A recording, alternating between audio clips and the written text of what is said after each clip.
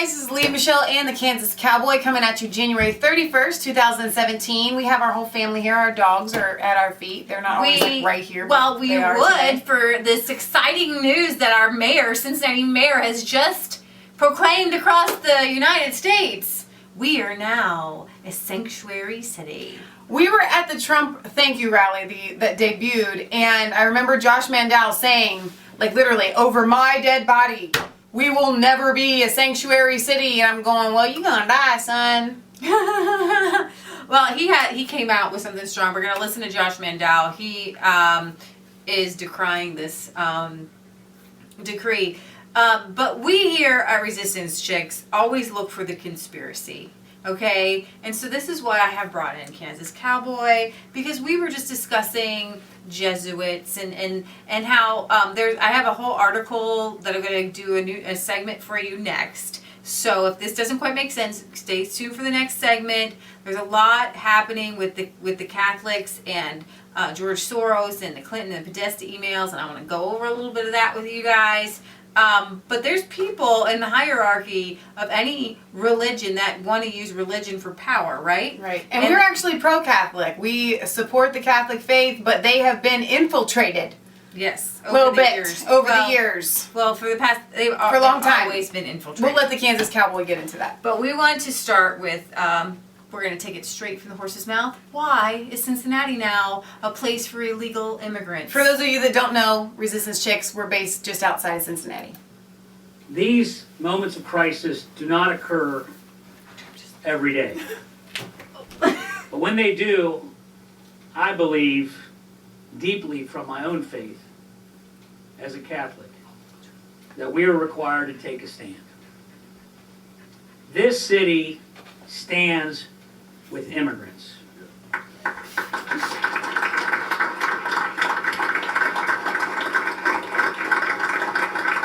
You can see his head above mine.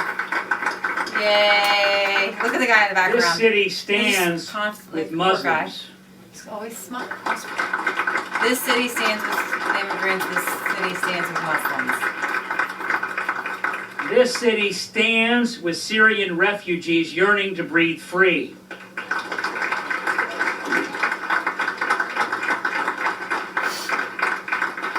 This city has been for years and will remain a sanctuary city. I didn't know that Cincinnati had been for years a sanctuary city. Did anybody else?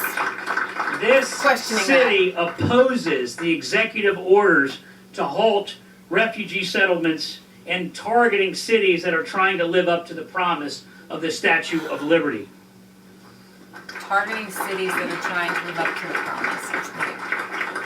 Yeah. Now, this issue means a lot to everyone here. He's referring to federal funding being taken away from sanctuary cities. And to all Americans. And it means a lot to me personally. My wife, Dina, the First Lady of the city, is here with me. And as you all know, and most of you know, her family comes from the Middle East. So he's not biased on this issue And at all. There's no bias there. Very proudly Arab. And 2 years ago, or 3 years ago now, we were in Jordan on a trip, family trip, and Dina and Lisa, my sister-in-law, is also here. And they stopped, and they are refugees, and their hearts are bleeding, blah, blah, blah. Who are washed up on shores. Shores. As I said in... Listen, I'm not against this. What's so funny is he's making this a sanctuary city, and he's taking this whole thing to talk about Syrian refugees. Not only did I marry into this Middle Eastern tradition, but on my own personal level, I was originally inspired to get into politics by participation with Jesuits in the Dominican Republic. Some of our viewers are getting excited right now. I personally traveled on various mission trips and got to know many nuns who do the real work, frankly, and priests who take credit for them. But and met many Jesuit priests that reminded me of what Pope Francis has been saying over the last couple of days. And so this is an issue that has guided me and my commitment to public service since high school. So I'm going to leave that there. He talks more and more. I want to give you a clip of what Josh Mandell has to say before Candace, you take over. To oppose and denounce Mayor Cranley calling the city of Cincinnati a sanctuary city. When a mayor like Mayor Cranley decides to publicly announce that he's violating federal law, and that he's going to make a city less safe against radical Islam and against the threats we face, we have a responsibility as Americans, as citizens, to oppose this type of act. I was wondering when somebody would come out. There he is. A little context. Less than 3 months ago, at The Ohio State University, a Somali refugee and radical Muslim named Abdul Razak Ali Artan drove his car over a curb into a crowd of innocent Americans. He crashed into a concrete embankment. Mr. Artan exited his vehicle and assaulted these innocent Americans with a butcher's knife after driving into them, trying to kill them. I know, it's how university. Fortunately, it just a very happened. brave police officer at Ohio State killed this radical Islamic terrorist, this Somali refugee, before he had the opportunity to kill the Americans.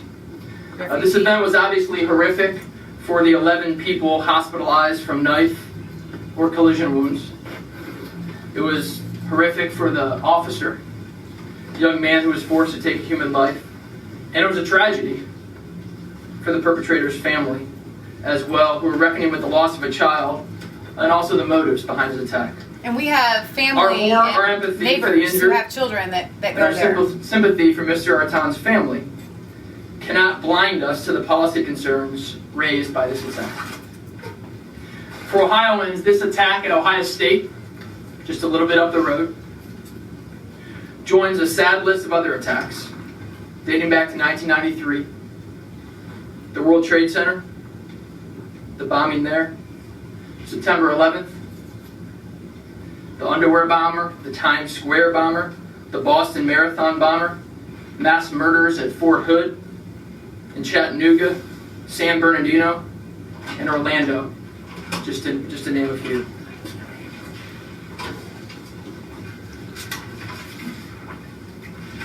Some here in Ohio, and some throughout the United States of America, do not want to see attacks like this for what they are.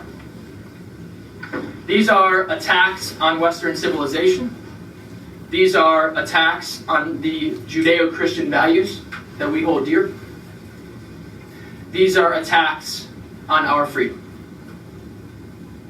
On Monday, Mayor John Cranley joined city officials to proclaim Cincinnati a sanctuary city, proclaiming it a badge of honor for him to defy federal immigration laws. Wow. This is wrong for many reasons.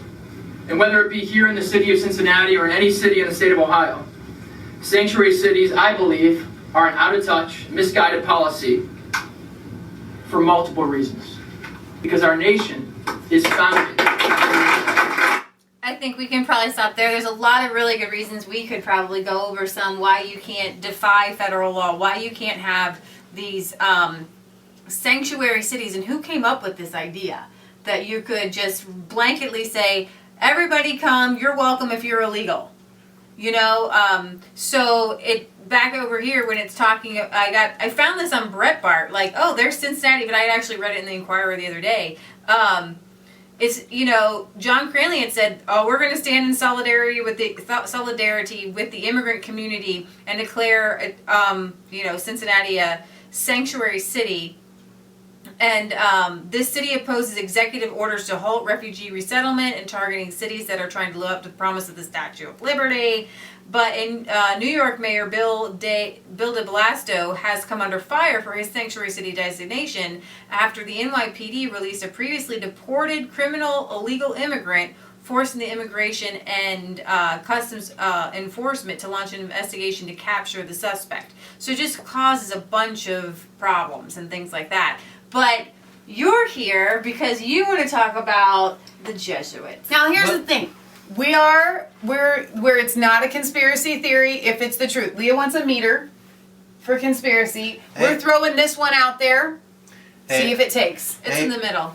Hey, I say use your own discernment on this one. But we have family that are in the Jesuit Roman Catholic Church that are active participants in their relationship with Jesus Christ, and they seek to serve Christ wholly and only, and they live pure, honorable life before God and country.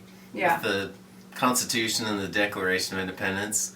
But, we also have friends that would be associated in the women's movement that you saw the hysteria in a couple weeks ago.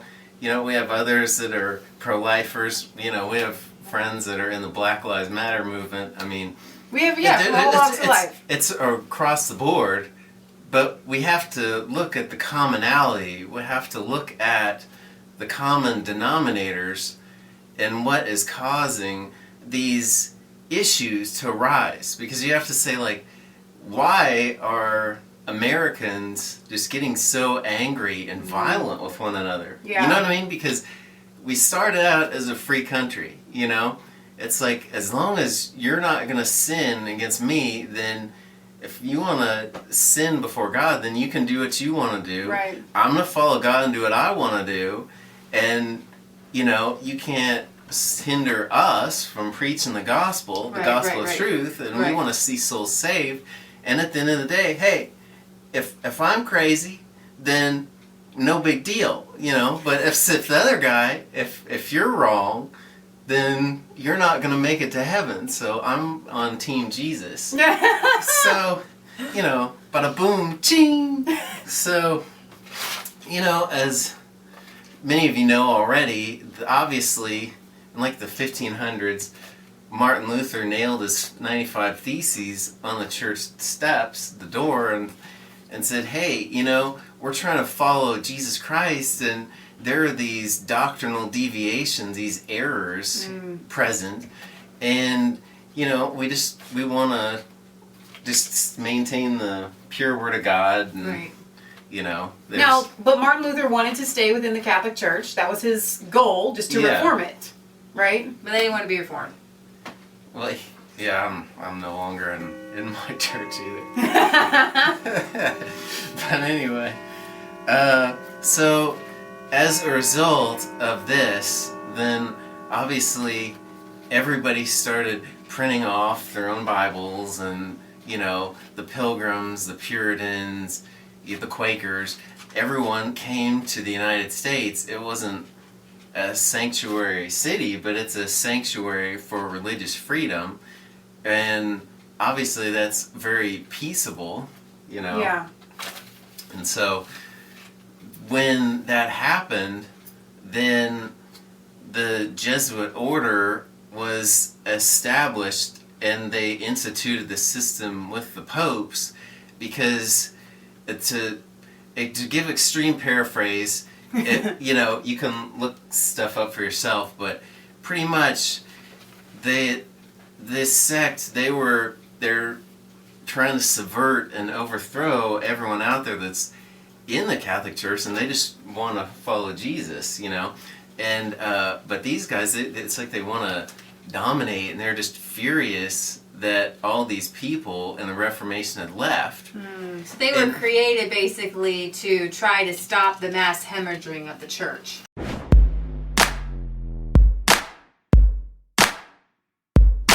I was cold, all alone, no place for